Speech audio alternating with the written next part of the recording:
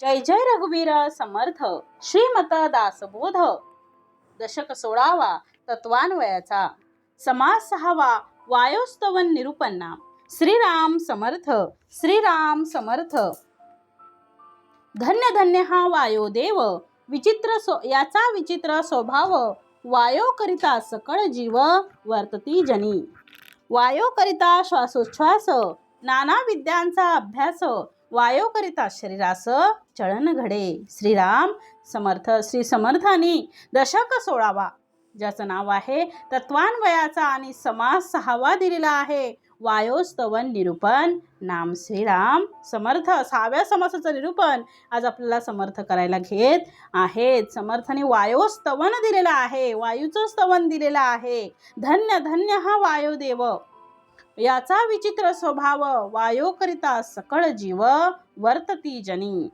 मग समर्थाने पंचमहाभूत याचं जसं वर्णन समर्थ वेगवेगळ्या ठिकाणी करतात, पंचमहाभूतांचं वर्णन समर्थाने दिलेलं आहे, तसं सूर्यवंशामध्ये या सूर्य परिवारामध्ये वायूचा सुद्धा अंतर्भाव समर्थ करतात आहे। जसा अग्नी त्याप्रमाणे वायूचं वर्णनही समर्थाने इथे केलेलं आहे। मागच्या 5व्या समासामध्ये समर्थाने अग्नी निरूपण दिलेलं होतं आणि आता 6व्यामध्ये वायोस्तवन दिलेलं आहे। मग समर्थ म्हणतात जसं समर्थाने अग्नीचं वर्णन केलेलं आहे तसं वायूचंही वर्णन समर्थ सांगत आहेत। मग वायू म्हणजे काय आहे, वायू म्हणजे कोण आहे, वायू कशा कशामध्ये आहे आणि नेमकं वायू म्हणजे काय, तर हनुमंतांचे पिता म्हणजे वायू आणि म्हणून वायुदेवांचं महत्त्व आणि वायूमुळे ही संपूर्ण सृष्टी, ही संपूर्ण जीवसृष्टी आहे ही वायूमुळे जिवंत आहे आणि म्हणून म्हटलेलं आहे धन्य धन्य हा वायुदेव याचा विचित्र स्वभाव वायो करिता सकळ जीव वर्तती जनी। म्हणजे हा वायुदेव खरोखरच काय आहे, धन्य धन्य आहे। याचा स्वभाव जरी विचित्र असला, ते बोलले समर्थ याचा विचित्र स्वभाव वायो करिता सकळ जीव वर्तती जनी। म्हणजे याचा स्वभाव जरी विचित्र आहे तरी सुद्धा या वायूमुळे कितीतरी प्राणी, कितीतरी जीव जगतात आहे। म्हणजे याच्या जीवावर कितीतरी जीव जिवंत आहेत। म्हणजे श्वासोच्छ्वास आम्ही वायूमुळे घेतो आहे। आपला जो श्वास चाललेला आहे तो आपल्याला कळतही नाही की आपला श्वास चालू आहे। मग श्वास जो घेतो आपण आहे तो श्वासोच्छ्वास आम्ही त्या कोणामुळे घेतोय, वायूमुळे घेत आहे आणि म्हणून आम्ही जिवंत आहे। ज्यावेळी आपला श्वासोच्छ्वास बंद होतो त्यावेळी काय होतो, डेड बॉडी होते, माणसाची डेड बॉडी होते। डायरेक्ट पहिलं नावाने उच्चारतात पण नंतर मेल्यानंतर जसा श्वासोच्छ्वास बंद होतो, श्वास बंद होतो, तेव्हा समजतात की डेड बॉडी। मग समर्थ म्हणतात आहे की वायू जर नसता तर आम्ही क्षणभर सुद्धा जिवंत राहिलो नसतो, एक सेकंद सुद्धा नाही। तो वायू आहे म्हणून आपण जिवंत आहोत, तो वायू गेला की आपलं जीवन संपलं, म्हणून आपण जिवंत आहोत। म्हणून वायू जर नसता तर आम्ही क्षणभर सुद्धा जिवंत राहू शकलो नसतो आणि म्हणून समर्थ इथं वायुदेवाचं स्तवन इथे करतात आहे। म्हणून समर्थ म्हणतात धन्य धन्य हा वायुदेव याचा विचित्र स्वभाव वायो करिता सकळ जीव वर्तती जनी। वायो करिता श्वासोच्छ्वास नाना विद्यांचा अभ्यास वायो करिता शरीरास चळन घडे। मग वायूमुळे समर्थ म्हणतात जीवांना श्वासोच्छ्वास करण्यास मदत होते, वायूमुळे, वायू आहे म्हणून हे सगळं चाललेलं आहे। तसंच समर्थ म्हणतात नाना विद्यांचा अभ्यास हा वायूमुळे करता येतो, वायो करिता शरीरास चळन घडे। आता वायूमुळे ज्या शरीराचं चलन वलन होत आहे, आता हे रक्त मेंदूपर्यंत कसं पोचतं आहे तर तो वायू आहे म्हणून सगळीकडं आहे। म्हणजे समर्थ म्हणतात आहे की शरीरात सुद्धा वायो करिता शरीराचं चलन घडे। म्हणजे वायूमुळे शरीराची चलनवलन शरीराचं घडतं आहे आणि म्हणून समर्थाने सुरुवातीला सांगितलेलं आहे की वायू आहे म्हणून आमचं शरीर उभं आहे। म्हणजे इथे म्हटलं याचा विचित्र जरी स्वभाव असेल तरी वायो करिता सकळ जीव वर्तती जनी। वायू आहे म्हणून हा सगळा जीव काय आहे, ही सगळी जीवसृष्टी आपल्याला दिसते आहे। जो काही जीव आहे तो वायूमुळेच आहे। म्हणून समर्थांनी सुरुवातीला सांगितलेलं आहे की वायू आहे म्हणून आम्ही आहोत वायू जर नसेल तर आमचं चलनवलन सगळं बंद झालं असतं. श्वासोच्छ्वास आपला बंद झाला असता. म्हणजे मनुष्य कसा झाला असता? मृत मृत झाला असता. आणि म्हणून या वायूचं महत्त्व सांगताना समर्थ म्हणतात की जसं माणसाचं जीवन हे वायूवर अवलंबून आहे, त्याचप्रमाणे आपल्या सगळ्या विद्या सुद्धा वायूच्या सहाय्याने आम्ही शिकत असतो. आणि म्हणून म्हटलेलं आहे सकळ विद्यांचा अभ्यास, समर्थांनी दिलेला आहे सकळ विद्यांचा अभ्यास, वायोकरिता श्वासोच्छ्वास, नाना विद्यांचा अभ्यास, वायोकरिता शरीरास चलन घडे. म्हणजे कुठलीही विद्या प्राप्त करायची असेल तर आम्हाला एका ठिकाणाहून दुसऱ्या ठिकाणी जावं लागेल. जावं लागतं की नाही हो? जावं लागतं. काही गोष्टी आपल्याला गावामध्ये भेटत नाहीत, म्हणून त्या शिक्षणासाठी, पुढच्या शिक्षणासाठी आपल्याला गावाबाहेर पडावं लागतं किंवा दूर म्हणजे शहराच्या ठिकाणी जावं लागतं. गाव आपलं लांब असतं. मग तिथून त्या एका ठिकाणाहून दुसरीकडे जात असताना वायूच आपल्याला मदत करतो. मग एका ठिकाणाहून दुसऱ्या ठिकाणी जावं लागतं आणि जाणं आणि येणं हा वायूच आहे. आणि म्हणून समर्थ म्हणतात आहे वायोकरिता श्वासोच्छ्वास, नाना विद्यांचा अभ्यास, वायोकरिता शरीरास चलन घडे. चलन वळन प्रसारण, निरोधन आणि आकोचन, प्राण अपान व्यान उदान समान वायू. आता समर्थाने चलन वलन प्रसारण, निरोध आणि आकुंचन हे सगळं वायूमुळे होतं. शरीरात प्राण अपान व्यान उदान आणि समान हे 5 मुख्य प्राण आहेत.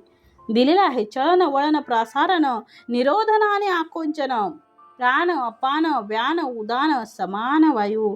म्हणजे शरीरात प्राण अपान व्यान उदान आणि समान हे 5 मुख्य प्राण आहेत आणि यांच्या रूपाने वायूच आपल्या माणसाच्या शरीरात कसा असतो? वावरत असतो. आणि म्हणून समर्थांनी या वायूचे 5 धर्म, 5 तत्व सांगितलेले आहेत. आता कोणते आहेत? तर कोणते ते चलन आहे, वळण आहे, प्रसारण आहे, निरोधन आहे, आकुंचन आहे. आणि या सगळ्या क्रिया ज्या घडतात आहे त्या सगळ्या क्रिया या कशामुळे घडतात आहे? तर वायूमुळे घडतात आहे. वायूमुळे हे सगळं चाललेलं आहे. या सगळ्या क्रिया या वायूमुळे घडतात आहे. आपल्या हृदयाची जी धडकन आहे, आपल्या हृदयाची जी हालचाल आहे, आपण इथे हात ठेवला हृदयावर की आपल्याला समजतं बघा, धाक दुख धाक दुख धाक दुख धाक दुख असं होत असतं. ज्यावेळी एखादा कठीण प्रसंग असतो किंवा काहीतरी सिरियस असतं त्यावेळी आपल्याला वाटतं की आपली ब्रिदिंग फास्ट होते आहे, म्हणजे श्वासोच्छ्वास आपला फास्ट चाललेला आहे. मग तसं आहे हृदयाची जी धडकन आहे, हे हृदय जे आकुंचन पावतं आणि प्रसरण पावतं, ही सुद्धा वायूची लीला आहे, वायूची शक्ती आहे. ही कोणाची शक्ती आहे? वायूची शक्ती आहे. आणि म्हणून समर्थ म्हणतात आहे चलन असेल, वळण असेल, प्रसारण असेल, आकुंचन असेल किंवा निरोधन असेल म्हणजे विरोध असेल, निरोधन म्हणजे विरोध असेल, या सगळ्या गोष्टी वायूमुळे घडतात आहे. आणि म्हणून या वायूचे 5 प्रकार पडतात. ते 5 प्राण कोणते आहेत? तर समर्थांनी पहिला दिलाय प्राण, दुसरा दिलाय व्यान, तिसरा दिलाय अपान आणि चौथा दिलाय उदान आणि 5वा सांगितलाय समान. असे 5 प्रकार सांगितले. अशा प्रकारे वायूचे 5 प्रकार समर्थांनी सांगितले. आणि जे 5ही प्रकार कुठे आहेत? तर आपल्या शरीरामध्ये आहे. कुठे इकडे तिकडे बाहेर जायची गरज नाही. या शरीरासाठी सगळं दिलेलं आहे. या शरीरासाठी आहेत. हे 5ही प्रकार आपल्या शरीरामध्ये आहेत. जसं प्राणवायू कुठे आहे? तर हृदयस्थ आहे. अपान वायू कुठे आहे? तर बुधस्थ आहे. व्यान हा वायू कुठे आहे? तर अंगामध्ये सर्वत्र आहे. उदान वायू कुठे आहे? तर जिथे पचनशक्ती आहे, अन्न पचवण्याची शक्ती आहे, त्या ठिकाणी उदान वायू आहे. आणि समान वायू कुठे आहे? तर नाभी कमलाजवळ आणि अन्नरस जिथे पोषण होतो त्या ठिकाणी हा समान वायू आहे. अशा प्रकारे 5ही वायू, या 5ही वायूंचे उपवायू सुद्धा आहेत. त्याला उपप्राण असं म्हणतात. म्हणजे पंचप्राण आणि पंचप्राणांचे उपप्राण, त्याची नावं समर्थ पुढे देत आहेत बघा. नाग कुर्म कर्कश वायो, देवदत्त धनंजयो, ऐसे हे वायोचे स्वभावो उदंड असती. मग समर्थांनी त्याच्याबरोबर दिले प्राणाबरोबर हे उपप्राण सुद्धा आहेत. कोणते आहेत? नाग, कुर्म, कृकल, देवदत्त, धनंजय हे 5 काय आहेत? उपप्राण आहेत. पहिलं आहे प्राण. प्राणवायूचे पुन्हा 5 प्रकार: प्राण, अपान, व्यान, उदान आणि समान. आणि यांचे उपप्राण नाग, कुर्म, कर्कश, धनंजय आणि देवदत्त. अशा प्रकारे पंच उपप्राण आहेत. आणि पुढे म्हणून समर्थाने दिलंय काय, नाग कुर्म कर्कश वायो देवदत्त धनंजयो, ऐसे हे वायूचे स्वभाव उदंड असती, वायो ब्रह्मांडी प्रगटला, ब्रह्मांड देवतांस पुरवला, तेथून पिंडी प्रगटला नाना गुणे. म्हणजे प्रथम वायू कुठे प्रगटला, तर प्रथम वायू ब्रह्मांडामध्ये प्रगटला. आणि तेथे समर्थांनी म्हटलंय ब्रह्मदेव वायो ब्रह्मांडी प्रगटला, ब्रह्मांड देवतास पुरवला, तेथून पिंडी प्रगटला नाना गुणे. म्हणजे प्रथम वायू ब्रह्मांडात प्रगटला आणि तेथे ब्रह्मांडी अनेक देवता त्याने निर्माण केल्या आणि नंतर तो अनेक प्रकारांनी पिंडात प्रगटला. म्हणून दिलंय ब्रह्मांड देवतांस पुरवला, तेथून पिंडी प्रगटला नाना गुणे. मग तेथून सांगितलंय वायूचा जन्म कुठे आहे, वायूचा जन्म ब्रह्मांडामध्ये झाला. वायूचा जन्म कुठे झाला आहे, तर ब्रह्मांडामध्ये झालेला आहे. पोकळी आली की त्या पोकळीमध्ये वायू आला. वायू कुठे जन्माला आला, जिथे पोकळी आहे तिथे वायू जन्माला आलेला आहे. आणि त्या वायूमुळे त्या संपूर्ण ब्रह्मांडामध्ये असलेले देवदेवतांना तो वायू मिळाला. देवदेवतांना सगळ्यांना तो वायू मिळाला आणि म्हणून त्यांना प्राण मिळाला. आणि या प्राणामुळे त्यांनी नुसता देवदेवतांना नाही तर सर्व जीवसृष्टी असलेल्या पिंडी, सर्व जीवसृष्टी असलेल्या पिंडी म्हणजे सर्व जीवसृष्टी जिथे जिथे आहे तिथे तिथे ते काय झाला, त्या त्या त्या त्या जीवामध्ये तो राहिला. म्हणजे पिंडी म्हणजे शरीरात प्रत्येक पिंडामध्ये हे प्राणाला ओतलं, म्हणून ते पिंड चलनवलन करू लागला. त्याचं नाना त्याचे गुण समर्थ इथे सांगतात आहे. आणि म्हणून समर्थाने पुढे दिलेला आहे वायो ब्रह्मांडी प्रगटला, ब्रह्मांड देवतांस पुरवला, तेथून पिंडी प्रगटला नाना गुणे. म्हणजे प्रत्येकाच्या ते पिंडामध्ये शरीरामध्ये नाना गुणांनी तो काय झाला, प्रगट झाला. आणि पुढे समर्थ म्हणतात स्वर्गलोकी सकळ देव, तैसेची पुरुषार्थ दानव, मृत्युलोकीचे मानव विख्यात राजे. मग समर्थाने म्हटलेलं आहे स्वर्गलोक सकळ देव, तैसेचे पुरुषार्थी दानव. म्हणजे नाना प्रकारचे स्वर्गलोकीचे देव असतील, पृथ्वीवरचे पुरुषार्थी लोक असतील, दानव असतील, मृत्यूलोकातले मानव असतील, या सगळ्या प्रकारचे म्हणजे या अशा सगळ्या प्रकारचे विख्यात राजे असतील, या सगळ्यांना प्राणाशिवाय गत्यंतर नाही हो. राजे आहेत, महाराजे आहेत, देव आहेत, दानव आहेत म्हणून त्यांना सूट आहे का, किंवा ते वेगळं काही म्हणजे वेगळ्या कशावर चालतात का, नाही. सगळ्यांमध्ये एकच तो प्राण भरलेला आहे आणि त्या प्राणाशिवाय त्यांना गत्यंतर नाही. प्राण नसेल तर तो देहच नाही हो, त्याची काहीच नाही, ते मृत होणार तो. म्हणून समर्थ म्हणतात स्वर्गलोकी सकळ देव, तैसेची पुरुषार्थ दानव. स्वर्गलोकातील सर्व देव तसंच पुरुषार्थी असं दानव आणि मृत्यूलोकीचे मानव विख्यात राजे. मृत्यूलोकातील मानव असू देत आणि इतर प्रख्यात राजे असू देत, पण सगळ्यांना काय आहे, प्राणाशिवाय काय आहे, यांना गत्यंतर नाही. वायू असल्याशिवाय मनुष्य राहू शकणार नाही. फक्त प्राणच वायू नाही, हे पंचप्राणांची म्हणजे या पंचप्राणांची गरज आहे. आणि याच्यातला कुठलाही प्राण जर समजा कमी झाला तरी मनुष्य काय होतो, मरण पावतो. म्हणजे मनुष्याला जिवंत राहता येणार नाही. आणि म्हणून समर्थांनी पुढे दिलेला आहे नरदेही नाना भेद, अनंत भेदाची श्वापदे, वनचरे जळचरे आनंदे क्रीडा करीती. म्हणजे समर्थ म्हणतात वनामध्ये नरदेहातील अनेक भेद, नरदेही नाना भेद, नरदेहातील अनेक भेद, अनंत भेदाची श्वापदे, वनचर जलचर आणि प्राणी वगैरे या सगळ्या वायूमुळेच आनंदात क्रीडा करीत असतात. म्हणजे वायूमुळेच हे सगळं काय करत असतात, ते आनंदाने जगत असतात, इकडे तिकडे बागडत असतात. समर्थ म्हणतात वनामध्ये वनचर, जलामध्ये जलचर, पृथ्वीवर श्वापद, अशा प्रकारे सगळे प्राणी जे या जीवसृष्टीवर आहेत, जे या पृथ्वी तलावर आहेत, तेवढे सगळ्या प्राण्यांना प्राणाची गरज आहे, वायूची गरज आहे. आणि म्हणून समर्थ म्हणतात आहे सगळे प्राणी आपापल्या ठिकाणी उत्तम प्रकारे खेळ करत असतात, क्रीडा करतात, आनंद मिळवतात. आणि ते आनंदाचं स्थळ म्हणजे काय आहे, तो वायू आहे.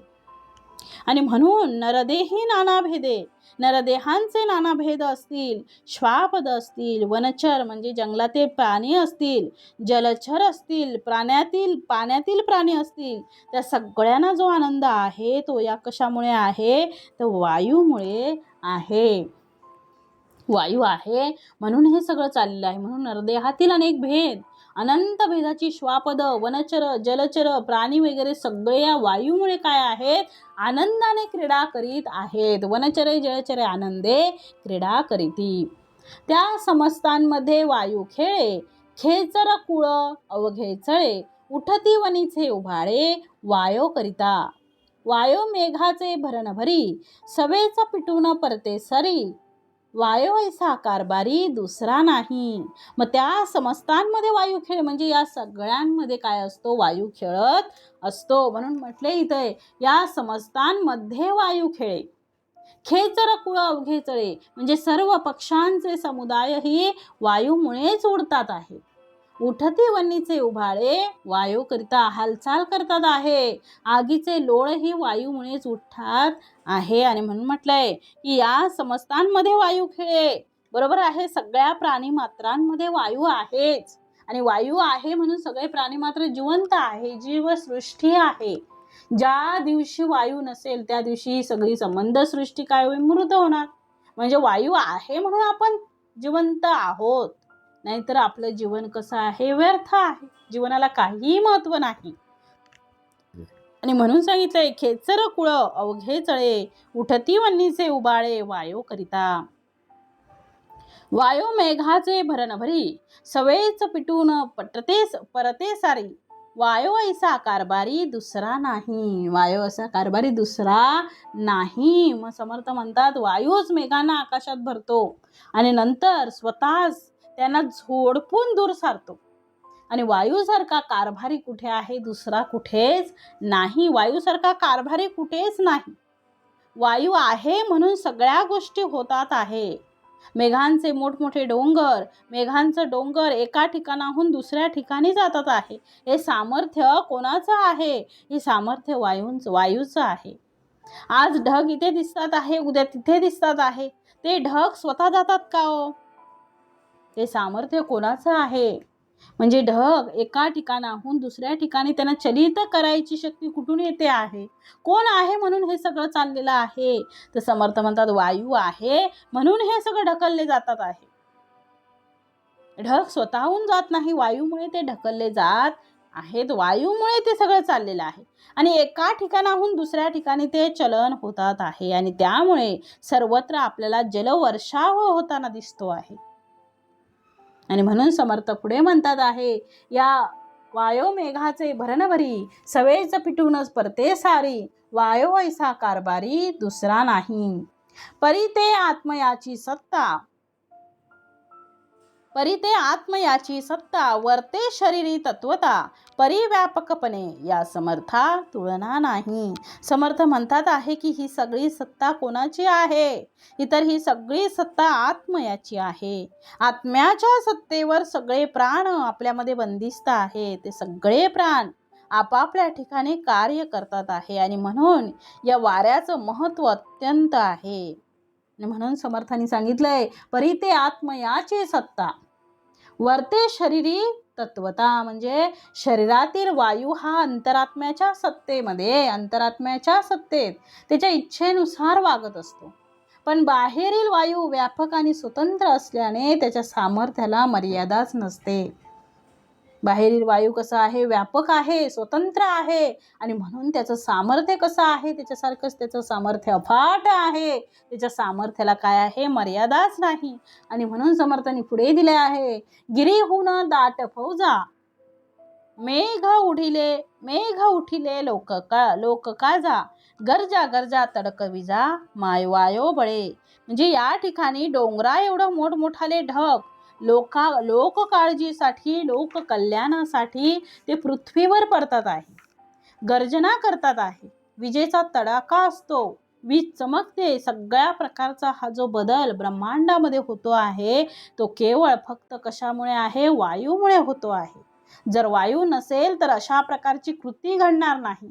आणि तसं जर घडलं नाही तर प्राणी मात्र राहण्याचं कारण नाही. आणि म्हणून म्हटलंय समर्थाने, म्हणजे वायू मेघांना भरतो नंतर स्वतःच त्यांना झोडपून टाकतो. वायूसारखा, म्हणून म्हटलं वायूसारखा दुसरा कारभारी नाही. जसं शरीरातील वायू अंतरात्म्याच्या सत्तेत आहे, त्याच्या इच्छेनुसार वागत आहे, पण बाहेरील वायू कसा आहे सांगितलं समर्थाने. बाहेरील वायू व्यापक आहे, त्याची व्यापकता खूप आहे आणि म्हणून तो स्वतंत्र असल्याने त्याच्या सामर्थ्याला मर्यादाच नाही. आणि म्हणून गिरीहून दाट फौजा पर्वताच्या शिखरा वाचून मेघांच्या दाट फौजा लोकांच्या कल्याणासाठी वायूच एकत्रित करतो आहे. आणि वायूच्या बळानेच मेघ गर्जना करू लागतात आहे, विजा तडकू लागतात आहे. हे कोणामुळे होत आहे? हे फक्त आणि फक्त वायूमुळे होतं आहे. वायूमुळे हे शक्य आहे. आणि म्हणून समर्थाने पुढे दिलेलं आहे, चंद्र सूर्य नक्षत्रमाळा ग्रह मंडळे मेघमाळा ये ब्रह्मांडी नाना कळा वायो करिता. ये ब्रह्मांडी नाना कळा वायो करिता, म्हणजे या ब्रह्मांडातील चंद्र सूर्य नक्षत्रमाळा ग्रहमंडल आणि मेघमाळा इत्यादी नाना कळा कशामुळे आहेत? वायूमुळेच होतात आहेत. म्हणजे चंद्र सूर्य सगळं काही हे कशामुळे आहे? वायूमुळे आहे. वायूचं सामर्थ्य कसं आहे? एक वटले ते निवडे ना, समर्थाने दिलंय, एक वटले ते निवडे ना, कालवले ते वेगळे होय ना, तैसे हे ब्रह्मांड तैसे हे बेचांड नाना, तैसे हे बेचांड नाना केवी कळे. म्हणजे वायूचं सामर्थ्य कसं आहे? वायूचं सामर्थ्य कसं आहे की तिथे आलाय, त्याला दुसरीकडे नेता येत नाही. तो दुसरीकडे गेला असेल, तिसरीकडे त्याला नेता येत नाही. ते त्याचं सामर्थ्य आहे.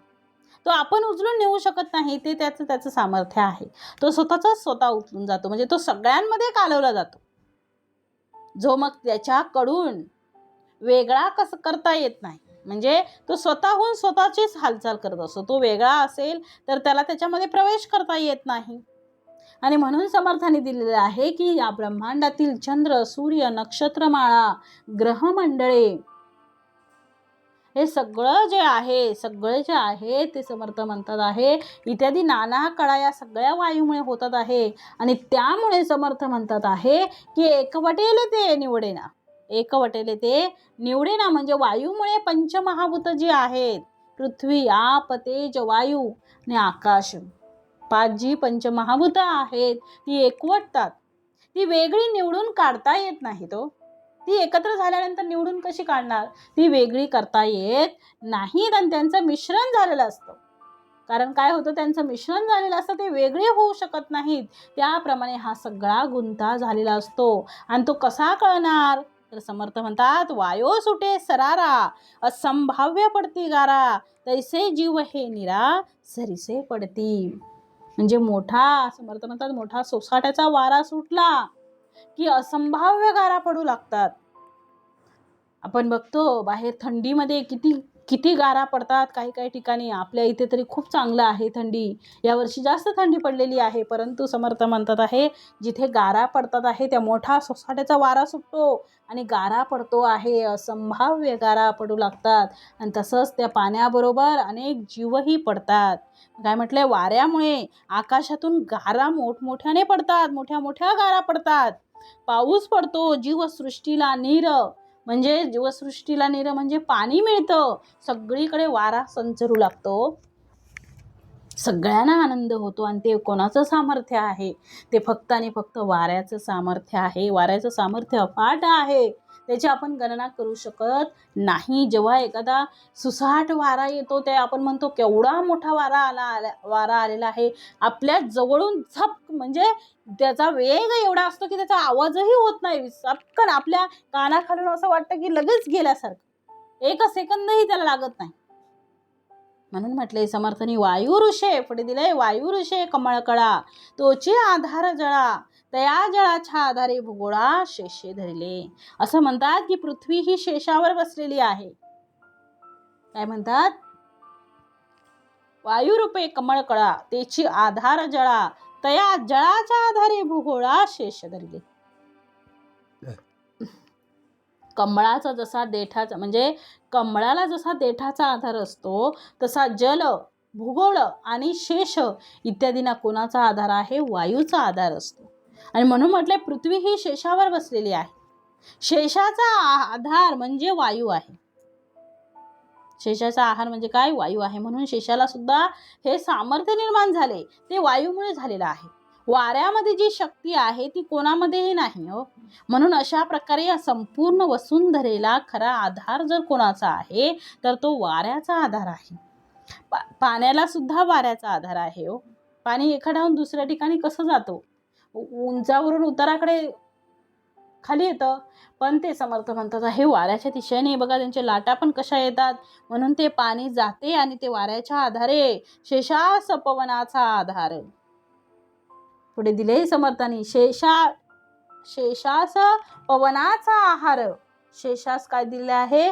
पवनाचा आहार दिलेला आहे. आणि म्हणून समर्थ पुढे शेषास पवनाचा आहार, आहारे फुगे शरीर तरी मग घेतला भार भूमंडळाचा. पुढे समर्थाने इथे दिलेला आहे कशाचा आधार घेतलेला आहे? भूमंडळाचा आधार घेतलेला आहे. आणि म्हणून समर्थ इथे म्हणतात आहे की समर्थाने इथे दिलेला आहे की आताच आपण बोललो शेषाला पवनाचा आधार आहे. पवन म्हणजे वारा. शेष वारा भक्षण करतो आणि पुष्ट होतो, म्हणून शेषास पवनाचा आधार आहे.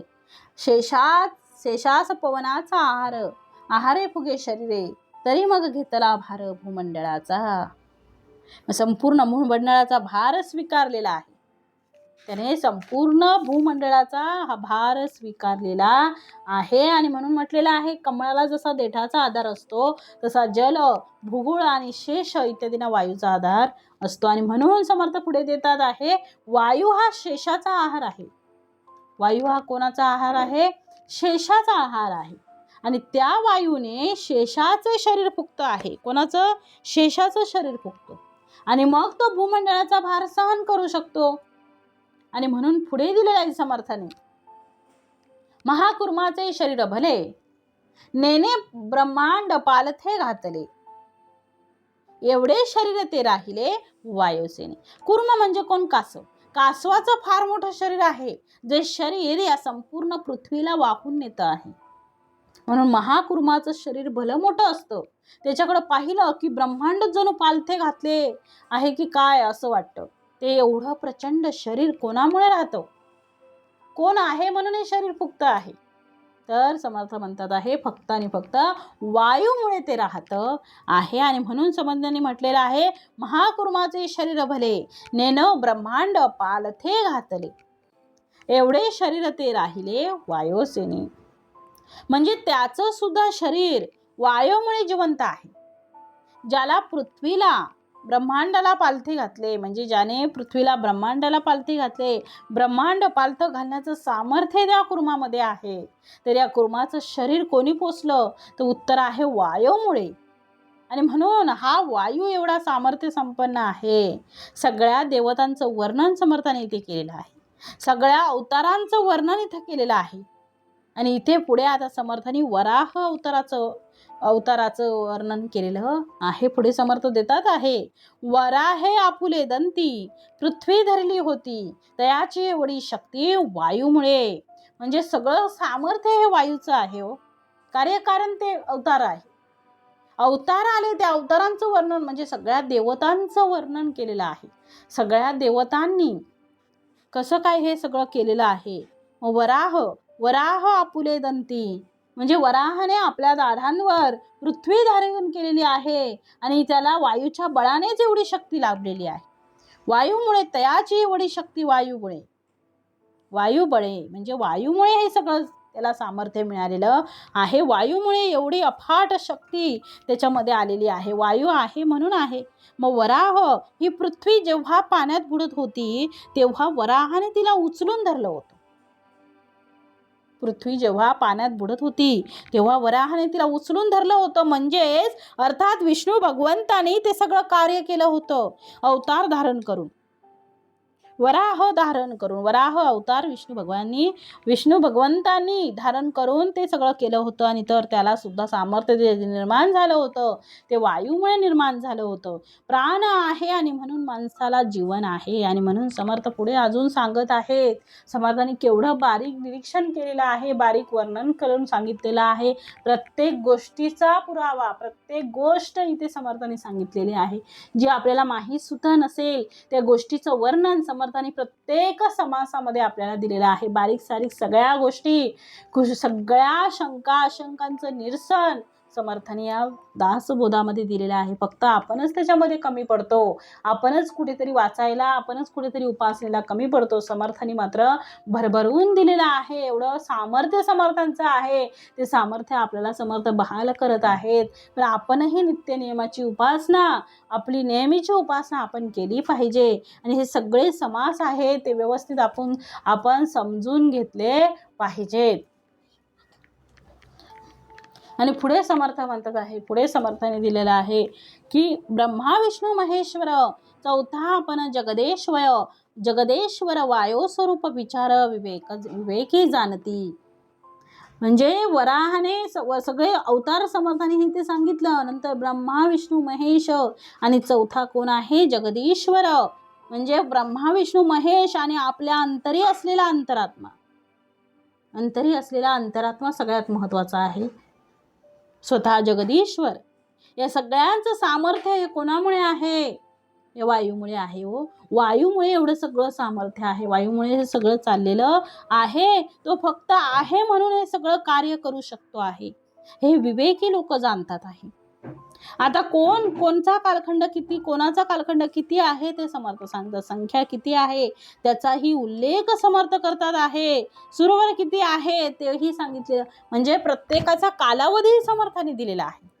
एवढं समर्थांचं विवरण, एवढं समर्थांचं निरूपण, जे बारीक सारीक सगळं जे आपल्याला कधीच माहिती नाही, आपण कधी ऐकलेलं नाही, तेही सुद्धा समर्थाने इथे दिलेलं आहे. आपल्यासाठी समर्थाने किती प्रयत्न केलेले आहेत बघा. बारीक सारीक सगळ्या गोष्टी आपल्याला कळाव्या, आपल्या दासापर्यंत पोचवाव्यात म्हणून समर्थाने किती खटपट केलेली आहे. आणि म्हणून समर्थ पुढे म्हणतात आहे 33 कोटी सुरवर सांगितले जातात. 33 म्हणजे किती कालखंड कोणाकोणाचा आहे, कोणाचा कालखंड किती आहे ते सगळं समर्थाने इथे दिलेलं आहे. 33 कोटी सुरवर, 88 सहस्त्र ऋषेश्वर, सिद्ध योगी भारे वायो करिता, 9 कोटी कात्यायनी, 56 कोटी चामुंडिनी, 8 कोटी भूतखानी वायो रूपे, भूते देवते नाना शक्ती, वायो रूप त्यांच्या व्यक्ती, नाना जीवनेनो किती भूमंडळी. म्हणजे 33 कोटी सुरवर, 33 कोटी सुरवर आहे. म्हणजे 33 कोटी काय आहेत? देव आहे. 88 सहस्त्र ऋषेश्वर, 33 कोटी देव आहेत. 88,000 ऋषेश्वर आहेत. आणि सिद्ध योगी भारे वायो करिता, सिद्ध आणि भारंभार योगी हे सगळे काय आहे? वायुरूपच असतात. मग पुढे ते 88,000 म्हणजे सहस्त्र म्हणजे 1000, 88,000 ऋषीमुनी आहेत. 88,000 ऋषेश्वर आहेत.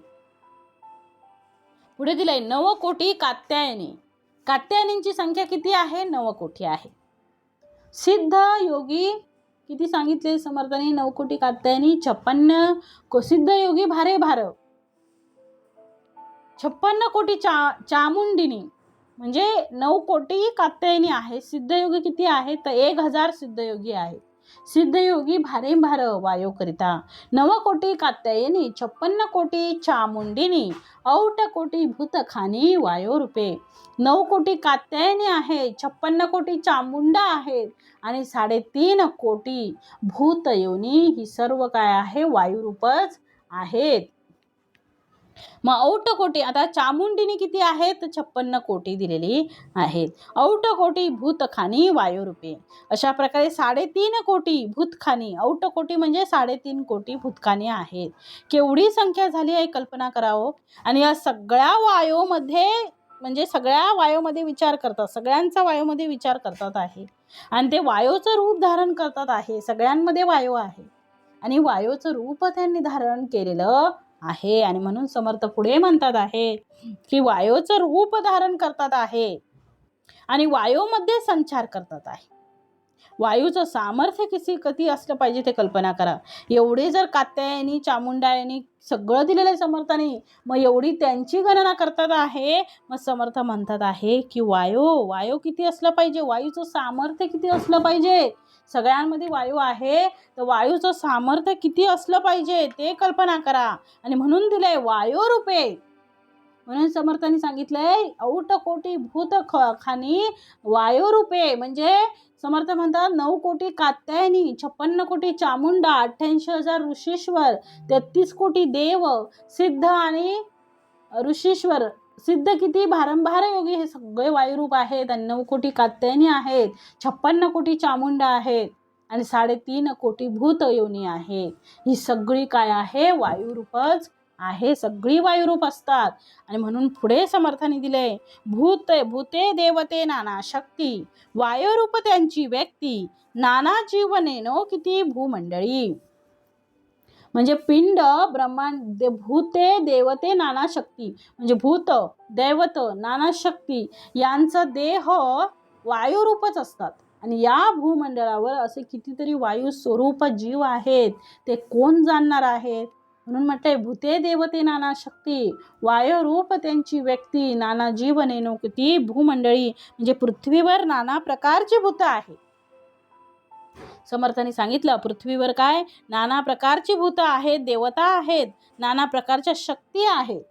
आणि यात सगळे जीव आहेत, प्राणीमात्र आहेत, 4 प्रकारच्या खाणी आहेत. सगळ्या वायूच्या म्हणजे या सगळ्या काय आहेत, वायूच्या सामर्थ्याने आहेत. व हे सगळं जे आहे ते वायूच्या सामर्थ्याने आहे. वायू आहे म्हणून हे सगळं चाललेलं आहे. जर वायू नसेल तर याच्यामधलं काही राहणार नाही. मग वायूमुळे हे सगळं दिसतं आहे किंवा वायूमुळे आहे.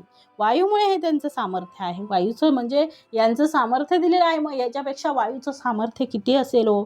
आणि म्हणून समर्थ म्हणतात पृथ्वीवर नाना प्रकारचं सगळं आहे, पण सगळ्यांमध्ये वायूच्या सामर्थ्याने हे सगळं होतं आहे. वायू जर नसेल तर कोणी जिवंत राहणार नाही. पाण्यामध्ये मासा जो श्वासोच्छ्वास घेतो त्याला पाण्यात श्वास घेण्याचं सामर्थ्य आहे. तुम्ही म्हणाल पाण्याच्या बाहेर ऑक्सिजन आहे, पाण्याच्या आत कुठे आहे. पण पाण्याच्या आतही पाण्यामध्ये असलेला ऑक्सिजन त्याला शोषून घेता येतो. म्हणजे काय त्याची लीला असेल, काय त्या परमेश्वराची त्या भगवंताची लीला असावी हो. म्हणजे तो मासा सुद्धा बरोबर तो शोषून घेतो आहे. म्हणजे पाण्यामधील ऑक्सिजन सुद्धा तो बरोबर घेतो आहे. म्हणजे ते सामर्थ्य कोणाचं आहे, पाण्यामध्ये असलेला ऑक्सिजन त्याला शोषून घेता येतो. म्हणजे माणसाला घेता येत नाही पण प्राण्याला घेता येतो, माशाला. म्हणून माणूस मरतो, जलचर मरत नाहीत. उलट तो जलचर तिथे जगतात, त्याला पाण्याच्या बाहेर काढले की ते मरतात. पण शेवटी त्यांना ऑक्सिजन शिवाय प्राणवायूंशिवाय गत्यंतर नाही. 5ही प्रकारचे पंचप्राण त्यांच्याजवळ असतात. आणि ते पंचप्राण म्हणजेच वायूचं स्वरूप आहे. अशा प्रकारे समर्थ म्हणतात आहे की भूते देवते नाना शक्ती, वायुरूप त्यांच्या व्यक्ती, नाना जीवनेनो किती भूमंडळी. म्हणजे हे सगळं कोणाच्या सामर्थ्यावर आहे, तर एका वायूच्या सामर्थ्यावर हे सगळं आहे. आणि म्हणून समर्थ पुढे म्हणतात पिंडी ब्रह्मांडी पुरवला, बाहेर कंचुकास गेला, सकळा ठाई पुरवला समर्थ वायू. म्हणजे पिंडी ब्रह्मांडी पुरवला, तो पिंडामध्ये म्हणजे शरीरात पुरवला, तो संपूर्ण ब्रह्मांडामध्ये वायू संचारला. आणि म्हणून दिलंय पिंड ब्रह्मांडाला पुरून वायू बाहेरून आवरण करण्यास गेला आहे. असा हा वायू समर्थ असून सर्वांठाई पुरून उरला आहे. म्हणून म्हटलंय बाहेर कंचुकास गेला, सकळा ठाई पुरवला समर्थ वायू. म्हणजे कंचुकास म्हणजे आवरण, बाहेरील आवरण. काय म्हटलंय, कंचुकास बाहेरील आवरण, पृथ्वीच्या बाहेरचं आवरण, पिंडामधलं आणि ब्रह्मांडामधलं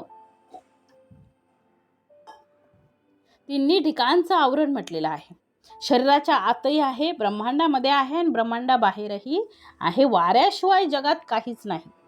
जसं समर्थ म्हणतात डॉक्टर टेटस्कोप घेतात आणि छातीचे ठोके मोजतात. ते काय मोजतात हो, तर ती जी आपली धडकन आहे, त्या वाऱ्याचं सामर्थ्य आहे ते मोजतात आहे. म्हणजे वाऱ्याचं सामर्थ्य किती आहे ते बघा. म्हणजे समर्थाने दिलेलं आहे की ते आपण जे डॉक्टर टेटस्कोपने जे ठोके मोजतात आहे, ती जी धडकन आहे ते कोणाचं सामर्थ्य आहे, एका वाऱ्याचं सामर्थ्य आहे. त्यांना जर ते ठोके ऐकू आले नाही तर त्या ठोक्याचं कमी जास्त प्रमाणावर सुद्धा माणसाचं आरोग्य ठरलेलं असतं. आणि म्हणून समर्थ म्हणतात, जसं पिंडी आहे तसं ब्रह्मांडी आहे. नुसतं ब्रह्मांडी नाही तर ब्रह्मांडाच्या बाहेर सुद्धा तेच आहे. सगळं सामर्थ्य कोणाचं आहे? सगळं सामर्थ्य कोणाचं आहे? तर समर्थ वायू. हा वायू हा समर्थ आहे. हनुमंत हा वाऱ्याचा मुलगा आहे आणि म्हणून हनुमंतांचं सुद्धा सामर्थ्य तेवढं आहे. म्हणून समर्थांनी शंकराची, हनुमंतांची आणि शक्ती देवतेची रोज उपासना केली पाहिजे असं समर्थ म्हणतात. आणि म्हणून समर्थांनी पुढे दिलंय, पिंडी ब्रह्मांडी पुरवला, बाहेर कंचुकास गेला, सकळा ठाई पुरवला समर्थ वायू. ऐसा हा समर्थ पवन, हनुमंत जयाचा नंदन, रघुनाथ स्मरणी तन मन हनुमंताचे. काय सांगितलंय? ऐसा हा समर्थ पवन, अशा या समर्थ वायूचा पुत्र कोण आहे?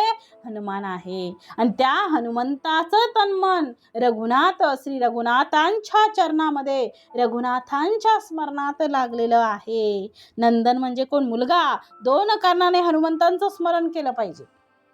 समर्थ काय म्हणतात? 2 कारणांनी. कुठल्या? पहिलं कारण, तो वायूचा पुत्र आहे, वाऱ्याचा पुत्र आहे. पवनपुत्र हनुमान, पवनपुत्र आहे, पवनसूत आहे म्हणजे हनुमंत. पवनसूत म्हणजे कोण? हनुमंत. कारण आपल्यावर वाऱ्याने प्रसन्न राहावं म्हणून हनुमंतांची उपासना आहे. आणि दुसरी गोष्ट महत्वाची म्हणजे श्रीरामांचा दास, त्यामुळे हनुमंत. श्रीरामांचा दास कोण आहे? हनुमंत स्वारी आहेत. कारण हनुमंतांचे, श्रीरामांचे ते एवढे भक्त होते की निस्सीम भक्ती, त्यांच्यासारखी भक्ती कोण करू शकत नाही. पुत्र म्हणूनही त्याच्यावर कृपा करणारा पवनदेव आहे आणि शिष्य म्हणून सुद्धा दासावर कृपादृष्टी ठेवणारे श्री प्रभू रामचंद्र आहेत. आणि म्हणून हनुमंतांचं सामर्थ्य सगळ्यात जास्त आहे. सगळ्यात जास्त सामर्थ्य कोणाचं आहे? हनुमंतांचं आहे. हनुमंतांची अपार भक्ती होती श्रीरामांवर, अपार भक्ती. एका दिवशी असं झालं की एके दिवशी सीतामाई ज्यावेळी आपलं कुंकू भरत होती, डोक्यामध्ये कुंकू भरत होती, त्यावेळी तिथे हनुमंत स्वारी होते. हनुमंत स्वारींनी विचारलं की माते, तुम्ही काय इथे सिंदूर भरता आहेत? तर त्यांनी सांगितलं की जेवढं मी सिंदूर भरेल तेवढा माझ्या पतीचं काय होईल, पतीला दीर्घायुष्य लावेल. मग त्यांनी जाऊन अगदी ते सिंदूर म्हणजे पूर्ण लाल तो सिंदूर भगवा पूर्ण आपल्या अंगावर ओतून घेतला, जेणेकरून माझ्या श्रीरामांचं, माझ्या गुरूंचं, माझ्या देवांचं आयुष्य वाढू दे म्हणून हनुमंताने पूर्ण ते सगळं म्हणजे सगळं ते स्मरण जे आहे, ते जो हे आहे कुंकू जे आहे ते सगळं आपल्या अंगावर ओतून घेतलं. म्हणजे त्यांची हनुमंतांची भक्ती. तर जय श्रीराम असं त्यांचं नामस्मरण, अखंड नामस्मरण त्यांनी आपल्या हृदयामध्ये सुद्धा सीतामाता आणि प्रभू रामचंद्र दाखवलेले आहेत. म्हणजे त्यांची भक्ती एवढी अपार होती की त्यांच्या एवढी भक्ती कोणीही करू शकत नाही. एवढी अपार भक्ती, अपार श्रद्धा त्यांची श्रीरामांवर होती, प्रभू रामचंद्रांवर ते अपार प्रेम करत होते. हनुमंतांचं सामर्थ्य सगळ्यात जास्त आहे. ज्यांच्यावर सर्व मोठ्या लोकांचं प्रेम असतं तो मनुष्य मोठा असतो. आणि म्हणून हनुमंत दोन्ही बाजूने श्रेष्ठ होते. रामदूत असल्यामुळे, इकडे वायुसूत पण आणि रामदूत दोन्ही असल्यामुळे हनुमंतांचं सामर्थ्य अगटित होतं. सामर्थ्य बरंच होतं. हनुमंत वायूचा प्रसिद्ध, पित्या पुत्रांस नाही भेद, म्हणून दोघेही अभेद पुरुषार्थ विशी.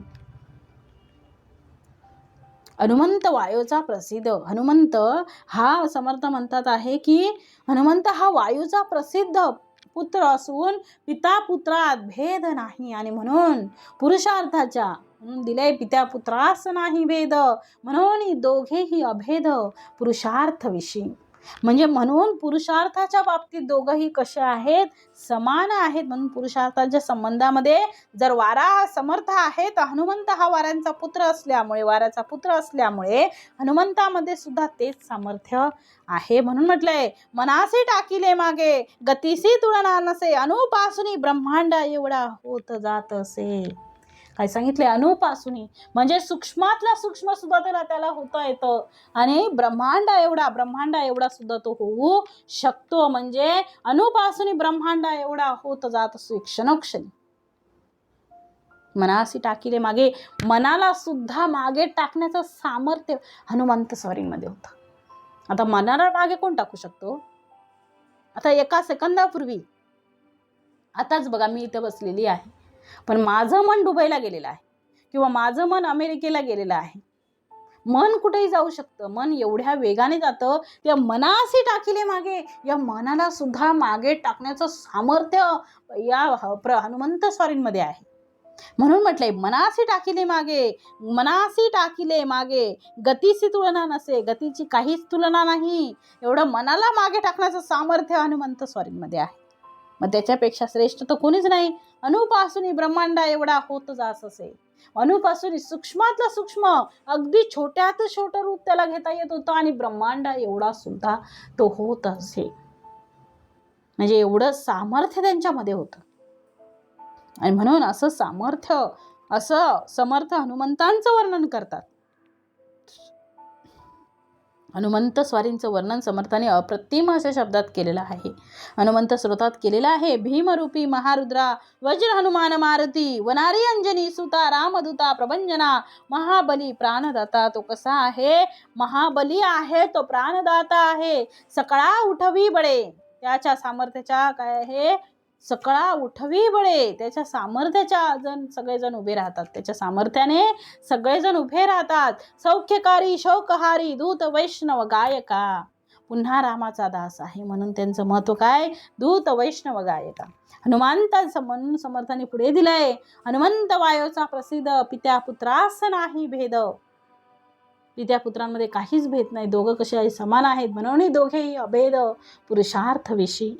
हनुमंतास बोलिजे प्राणनाथ, येणे गुणे हा समर्थ, प्राणे विन सकळ व्यर्थ होत जाते. काय म्हटलंय? हनुमंतांना प्राणनाथ म्हणतात. हनुमंतांचं बोलिले प्राणनाथ, हनुमंताला प्राणनाथ बोलतात. येणे गुणे हा समर्थ, यावरून त्यांचे सामर्थ्य किती आहे हे कळून येतं. प्राणे विन सकळ व्यर्थ होत जाते, एक प्राण नसेल तर सगळंच काय आहे? व्यर्थ आहे. आणि म्हणून म्हटलंय समर्थाने, मागे मृत्यू आला हनुमंता. पुढे दिलंय मागे मृत्यू आला हनुमंता, म्हणजे तेव्हा वायो रोधला होता, सकळ देवासा अवस्था प्राणात मांडले. म्हणजे पूर्वी सूर्यबिंब ग्रासण्यास गेला असताना, माहिती ना आपल्याला, ते लहान असताना हनुमंत लहान होते तेव्हा त्यांना वाटलं की सूर्यबिंब ते खायला म्हणजे ग्रासण्यात गिळायला त्यांना पाहिजे, सूर्यबिंब त्यांना पाहिजे होता. त्या सूर्यबिंब ग्रासण्यास गेला असता हनुमानाला इंद्रांचे वज्र लागून मूर्छा आलेली होती. तेव्हा हनुमंतांचा मृत्यूच ओढवलेला असला, म्हणजे ओढवलेला होता, पण वायूने सर्वांच्या प्राणांचा निरोध केला आणि त्यामुळे सर्व देवांनी प्राणांत, म्हणजे सगळ्या देवांची अशी अप्राणांत अवस्था झालेली होती. म्हणून मागे मृत्यू झाला आला हनुमंता. हनुमंतांचं चरित्र जर पाहिलं तर त्या चरित्रामध्ये हनुमंत आहे. हनुमंत स्वारींचं चरित्र जर पाहिलं त्याच्यामध्ये सगळं दिलेलं आहे. त्याच्यामध्ये समर्थ म्हणतात आहे तर त्या चरित्रामध्ये हनुमंत सूर्यदेवाला गिळंकृत करण्यासाठी निघाला होता जन्म झाल्याबरोबर, आणि म्हणून इंद्राने वज्र फेकून मारलो. त्याला पकडायला गेला हनुमंत स्वारी, त्याला पकडायला सूर्याला जात होते. तो गोळा मला पाहिजे, तो लाल बुंद गोळा मला पाहिजे. मग त्याच्याकडे जात होते तेवढ्यात इंद्राने वज्र फेकून त्यांना मारलं आणि त्यांना काय आलं, ते हनुमंत स्वारी बेशुद्ध पडली. आणि त्यामुळे त्यामुळे स्वतः वायुदेवाने आपलं जे चलन आहे ते थांबवून दिलं होतं, कारण त्यांच्या पुत्राला मूर्छा आलेली होती. त्यामुळे सगळी देवदेवता ताही माम करत होते. तेव्हा सगळे देवदेवता वायुदेवाला शरण गेले. तेव्हा वायुदेव प्रसन्न झाले आणि पुन्हा सगळ्यांना जीवनदान प्राप्त झालं. आणि अशा प्रकारे हनुमंतांचं सामर्थ्य किती आहे ते माहीतच आहे आपल्याला. अगदी जन्मल्याबरोबरच ते समजलं. म्हणजे त्यांना मूर्छा आल्यामुळे वायुपुत्र हनुमंत, वायूंचा पुत्र म्हणून वायूने सगळं रोखून धरलेलं होतं आणि सगळं काय झालं, सगळ्याचा ऱ्हास व्हायला सुरुवात झाली. त्यावेळी सगळे देवता त्यांना शरण गेली वायुदेवांना आणि त्यावेळी वायुदेवाने मग त्यांना परत सगळ्यांना जीवनदान दिलं. आणि अशा प्रकारे हनुमंतांचं सामर्थ्य आपल्याला माहीतच आहे. आणि म्हणून समर्थ पुढे म्हणतात, मागे मृत्यू आला हनुमंता, तेव्हा वायू रोधला होता, सकळ देवांचा अवस्था प्राणांत मांडले.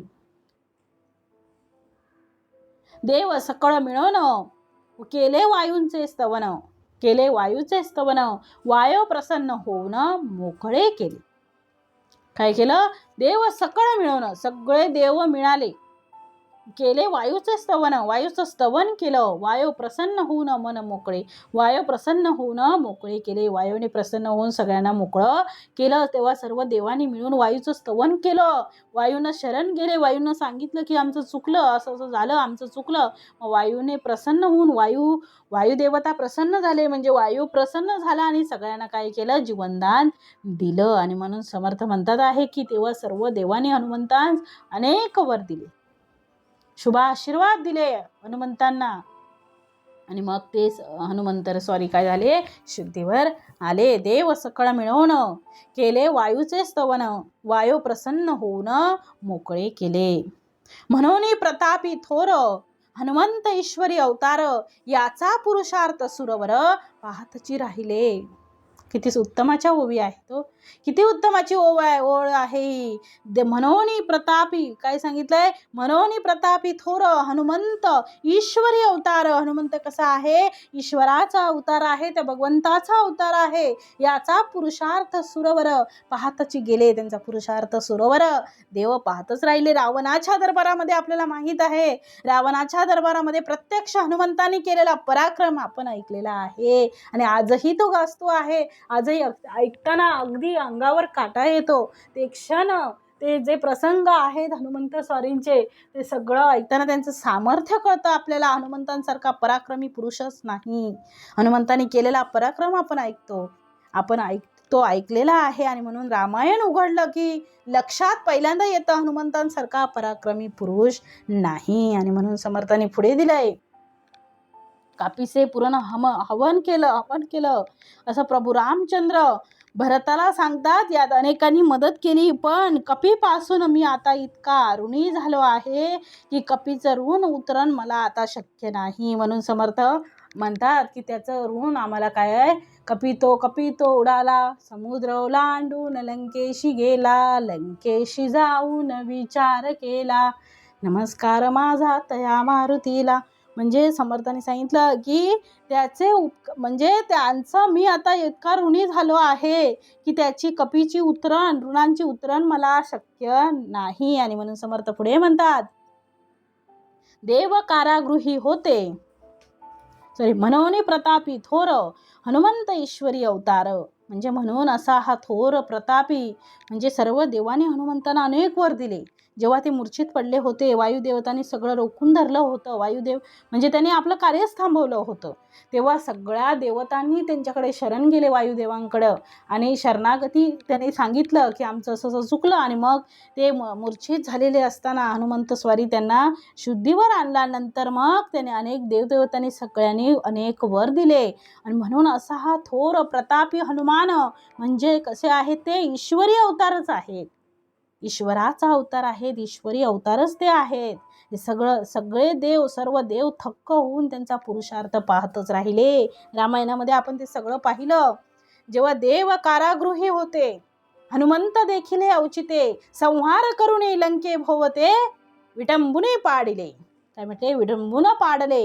म्हणजे देव रावणाच्या कारागृहात होते. हे हनुमंतरायांनी पाहिल्यावर त्यांनी अकस्मात अनेक राक्षसांचा संहार केला आणि त्यांची विटंबना करून त्यांना लंकेभोवती काय केलं? विटंबून पाडले. म्हणजे देव कारागृही होते, देव कारागृहामध्ये पडले होते. हनुमंते देखिले अवचिते, हनुमंतांनी पाहिलं आणि संवार करुणी लंके भोवते विटंबून पाडिले. आजूबाजूला असलेले देवदेवता या सगळ्यांना बंदिवासामध्ये टाकण्याचं काम त्या दशाननाने केलेलं होतं आणि त्या दशाननाला तिथे जाऊन त्याची दुर्दशा करण्याचं काम हनुमंत स्वारींनी केलेलं होतं. म्हणजे त्यांना सळो की पळो केलेलं होतं. रावणाला अगदी सळो की पळो अशी त्यांची म्हणजे अशी त्याची अवस्था केलेली होती. त्यांना सगळ्यांना काय केलं, देवांना बंदिवासामध्ये घातल्यामुळे दशाननाला त्यांनी चांगली दशाननाची दुर्दशा केली होती. आणि म्हणून समर्थ म्हणतात, रावणाला खऱ्या अर्थाने रामांचं सामर्थ्य दाखवण्याचं काम हनुमंतांनी केलं. रावणाला खरं रामाचं सामर्थ्य काय आहे, श्रीराम काय आहेत, श्रीरामांचं सामर्थ्य काय आहे हे दाखवण्याचं काम हनुमंत स्वारींनी केलं. लंका दहन केली. आणि म्हणून समर्थ म्हणतात, पुढे दिले, देव कारागृही होते, हनुमंते देखिले अवचिते, संहार करुणी लंके भोवते विटंबून पाडले. उसिने घेतले देवाचे, मूळ शोधिले राक्षसांचे, मोठे कौतुक पुच्छकेताचे आश्चर्य वाटे. म्हणजे रावणाने देवांना दिलेले जे कष्ट दिलेले होते, उसने घेतले देवांचे, मूळ शोधिले राक्षसांचे आणि मोठे कौतुक पुच्छकेतांचे आश्चर्य वाटे. म्हणजे सगळी पाळमुळं राक्षसांची खणून काढली रावणाने, श्री हनुमंत स्वारींनी सगळी हे खोडून काढली, त्यांची पाळमुळं खणून काढली आणि अशी मोठे मोठे पराक्रमाचे मोठं आश्चर्याची कामं केली. पुच्छकेतांचे आश्चर्य वाटे. आणि म्हणून म्हटलंय, अशा प्रकारे आपले पुच्छ उद्भव केली, वर केली. आणि हनुमंताने पुच्छ म्हणजे आपल्या शेपटीने सगळं हनुमंताने काय केलं, त्यांची पूर्ण लंका दहन करून टाकली. त्या दशाननाची, रावणाची लंका दहन केलं. म्हणजे त्यांना सळो की पळो करून सोडलं, त्यांना अगदी त्यांची दुर्दशा करून टाकली सगळ्यांची. जय श्रीराम, जय श्रीराम म्हणून सगळ्याचं असं होतं ते सगळं नाहीसं करून टाकलं. जय श्रीराम, याच्या श्रीरामांच्या स्मरणामध्ये केवढी ताकद आहे तिथे दाखवली. श्रीरामाने रामांचं सामर्थ्य दाखवलं. श्रीरामांचं सामर्थ्य काय आहे, श्रीराम काय आहेत हे रावणाला दाखवून दिलं. आणि जेव्हा ते लंकेमध्ये जाऊन पोचले, त्यानंतर लंका दहन झालं, सीतामातेचा शोध लागला आणि हनुमंतांनी स्वतः रावणाच्या दरबारामध्ये जाऊन रामाची महती गायली. आपलं स्वतःचं पुच्छ सिंहासन तयार केलं, आपल्या स्वतःच्या पुच्छाने म्हणजे शेपटीने सिंहासन तयार केलं. आणि हनुमंतांनी त्या रावणाच्या सिंहासनाला गुठ्ठे मारले आणि मी केवळ भक्त रामदूत आहे. कोण आहे? मी केवळ आणि केवळ फक्त श्रीरामदूत आहे, फक्त रामदूत आहे. अजून श्रीराम माझ्यापेक्षा किती बलवान आहेत लक्षात घे. म्हणजे समर्थ म्हणतात आहे की हनुमंत स्वारी काय म्हटले, मी फक्त श्रीरामदूत आहे, मी फक्त आणि फक्त रामदूत आहे, परंतु अजून माझे श्रीराम बाकी आहेत. मग माझ्यामध्ये मी जर एवढा बलवान असेल, माझ्यामध्ये जर एवढी ताकद असेल, तर माझे श्रीराम, माझे गुरु माझ्यापेक्षा किती बलवान असतील हे लक्षात घ्या. आणि म्हणून समर्थ म्हणतात, असे हनुमंत कसा होता, बलवान होता. असा रावण होता सिंहासनावरी, तेथे जाऊन ठोसणे मारी, लंकेमध्ये विरोध करी उदक कैचे. म्हणजे श्रीरामांच्या सामर्थ्यावर, श्रीरामांचं पाठबळ घेऊन श्रीराम, जय श्रीराम म्हणून समर्थांनी हनुमंत स्वारींनी तिथे रावणाला, त्या दशाननाला दाखवून दिलं की मी एवढा बलवान आहे, तू माझ्या एका पुच्छेने घाबरलेला आहेस, मी तुझं एवढं सगळं नुकसान केलेलं आहे आणि मी माझ्याच पुच्छेने मी माझं सिंहासन तयार केलेलं आहे. मी जर एवढा मोठा बलवान आहे, मी बलवान एवढा मोठा आहे, तर ज्याची शक्ती माझ्याकडे आहे तो किती बलवान आहे, माझा गुरु किती बलवान आहे, माझे गुरु किती बलवान आहेत याचा तू विचार कर. श्रीराम काय आहेत हे त्याला दशाननाला दाखवून दिलं. आणि म्हणून समर्थ म्हणतात, पुढे दिले, रावण होता सिंहासनावरी, तेथे जाऊन ठोसरे मारी, लंकेमध्ये निरोध करी उदक कैचे. रावण सिंहासनावर बसला, तिथे जाऊन हनुमंताने त्यास ठोसे मारले. लंकेमध्ये कोण होतं? निरोध केला, त्यामुळे तिथे उदक मिळेनासं झालं. आणि पुढे समर्थांनी दिलंय, म्हणून देवास वाटला देवासा आधार वाटला, मोठा पुरुषार्थ देखिला, मनामध्ये रघुनाथाला करुणा करीती. म्हणजे म्हणून हनुमंतांचं जो कोणी स्मरण करेल त्यांच्यावर श्रीराम कृपा करतील. म्हणून रोज हनुमंतांचं दर्शन होत नाही असा एकही दिवस आयुष्यातला निघू नये. म्हणून हनुमंतांचं सामर्थ्य आपल्याला माहीत आहे. हनुमंतांसारखं सामर्थ्य, हनुमंतांसारखी भक्ती, हनुमंतांसारखा दास नाही. रामदूत आहेत, ते रामाचे दास आहे, श्रीरामांचे दास आहेत. तसं दास होणं शक्य नाही. त्यांच्या एवढी भक्ती, अपार भक्ती, श्रीरामांवर अपार प्रेम होतं त्यांचं, एवढी भक्ती कोणालाही शक्य नाही. पण त्यांच्यासारखी शक्ती करण्याचं समर्थ आम्हालाही देऊ देत आणि तेवढी शक्ती आपल्यालाही प्राप्त होऊ देत, एवढीच एक इच्छा समर्थांकडं. म्हणजे हनुमंतांचं दर्शन म्हणजे वायूची कृपा आहे. हनुमंतांचं दर्शन म्हणजे श्रीरामांची कृपा आहे. हनुमंतांचं दर्शन होत नाही असा एकही दिवस आयुष्यातला निघू नये. आणि म्हणून समर्थ म्हणतात आहे, हनुमंतांचं दर्शन म्हणजे वायूची कृपा आहे. हनुमंतांचं दर्शन म्हणजे जीवनाला सुख आहे. हनुमंतांचं दर्शन याचा अर्थ श्रीरामांची कृपा आहे. आणि म्हणून सर्व काही प्राप्त करायचं असेल तर हनुमंत बलवान होता, बुद्धिमान होता, सामर्थ्य संपन्न होता, पराक्रमी होता. सगळे गुण हनुमंतांमध्ये आहेत. हनुमंतांमध्ये गुण नाही, जगात कुठेही सापडणार नाहीत एवढे गुण कोणाकडे होते? हनुमंतांकडे. सगळ्या गुणांचा पुंज हनुमंत होते. इतकं असूनही नम्रता होती. हनुमंत श्रीरामांसमोर दास म्हणून नम्रतेने उभे राहत होते, खाली बसत होते. श्रीराम आले की खाली बसून त्यांना नमस्कार करायचे. म्हणून हनुमंतांचं कार्य वर्णन करावं, हनुमंतांचं काय वर्णन करावं? हनुमंतांचं वर्णन आपण करू शकत नाहीत. समर्थांनी खूप उत्तमाचं वर्णन त्यांचं केलेलं आहे. म्हणून समर्थ पुढे म्हणतात आहे, दैत्य अवघे संहारिले, देव तात्काळ सांडिले, प्राणी मात्र सुखी झाले त्रैलोक्यवासी. म्हणजे तेव्हा त्यांचा हा मोठा पराक्रम पाहून देवांना आधार वाटला. त्यांनी मनामध्ये रघुनाथांना करुणेने आळवले आणि तेव्हा त्यांनी सर्व दैत्यांचा संहार केला आणि देवांना तात्काळ कैदेतून सोडवले आणि त्रैलोक्यातील सर्व हे श्रीराम मात्रांना म्हणजे सगळ्या प्राणी मात्रांना काय केलं? सुखी केलं. अशा प्रकारे हनुमंतांचं वर्णन समर्थ मोठ्या हर्षाने करतात. प्रत्यक्ष रामायण ऐकताना हनुमंतांचा पराक्रम आपण बघतोच. किती हनुमंतांचा पराक्रम, केवढं सामर्थ्य होतं. जय श्रीराम. इति श्रीदासबोधे गुरुशिष्य संवादे वायोस्तव निरूपणाम समास 6वा. जय जय रघुवीर समर्थ.